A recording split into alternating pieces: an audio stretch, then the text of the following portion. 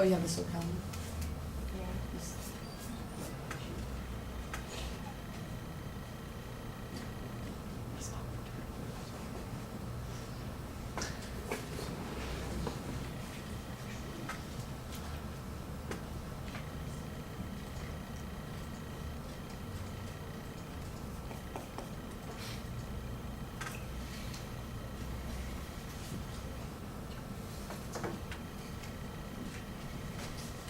Good afternoon, my name is Crystal Salcido, and today I'll be talking about how awful the Great Pacific Patch is. The Great Pacific Patch is 1.6 million square kilometers in size, and it's currently taking over 5 trillion pieces of plastic in the ocean. Have you ever noticed how much plastic is floating around at the beach? I will talk about how the ocean gets polluted, how it impacts us and animals, and the Great Ocean Cleanup, and what we can do to stop polluting the ocean.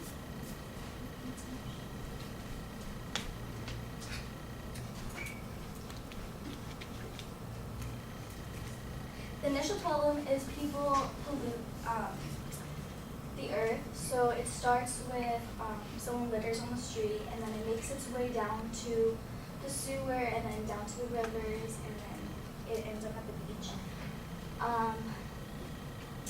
In the article, How Does Garbage End Up in the Ocean? It states, people litter or wind blows trash out of dumpsters and garbage bins.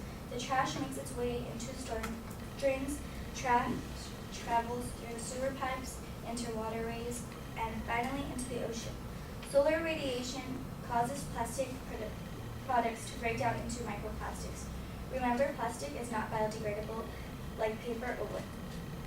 The plastic that people litter is not biodegradable, so what it ends up doing is it breaks into microplastics, which is just these little plastics, and it's harmful for us and other people because the fish confuses it with food, and then when it eats it, it either dies or it digests it. And when it digests it, it gives it to like our food and then like our makeup, our cosmetics, and stuff like that. The microplastics are less than 5 millimeters in length and nearly the size of a sesame seed.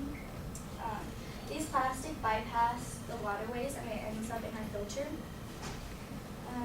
In the article, Plastic Pollution Affects Sea Life Throughout the Ocean, it informs, while plastics are estimated to take up to hundreds of years to fully decompose, some of them break down much quicker into particles which end up in our seafood we eat. So, it ends up in our food, and when we eat it, it's really bad for us. And when the trash doesn't decompose, they either get stuck and tangled in it, and it makes it hard for them to get out, so they end up suffocating. The Ocean Cleanup is a non-profit organization that has the technology to get rid of the ocean's plastic. The CEO, Bayan Slat, was 16 years old when he started this organization. He was in Greece, and he saw how there is more plastic than fishes in the water, and it got him motivated to start this foundation. According to more pricing, the cost of ocean pollution, it states that it costs $5,000 to $20,000 per day to clean up the ocean, and the Ocean Organization gathers $21.7 million a year. So it's really beneficial for the ocean. And the Ocean Cleanup cleans up the ocean by putting this U shape and then gathering all the plastic in one area and then bringing it all into one and then taking it offshore.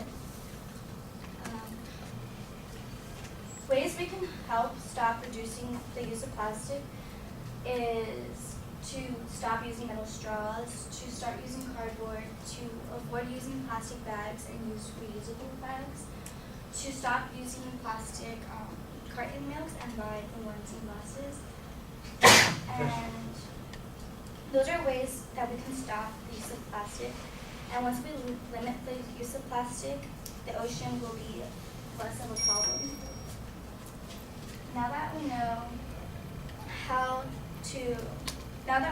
what pollutes our ocean, it is important for us to keep it clean. Remember to pick up after yourself and not to litter. It is beneficial that we have the organization, the Ocean Cleanup, because they are cleaning our ocean one day at a time.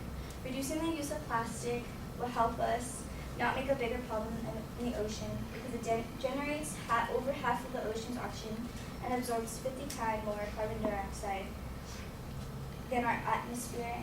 If we pollute it, it will be damaging for us.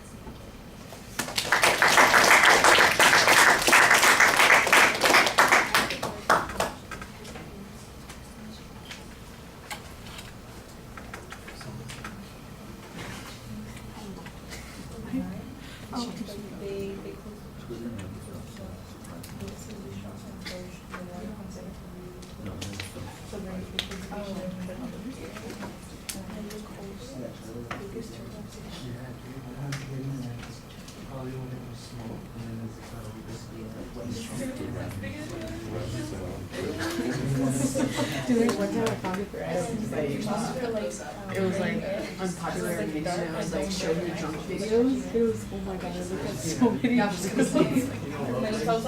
See a girl like on top of a car wearing her heels. I was like, no, I don't think she's a teen.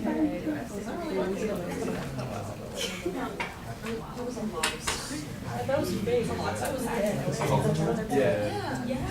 They're all supposed to sing. Was it supposed to be like I don't know.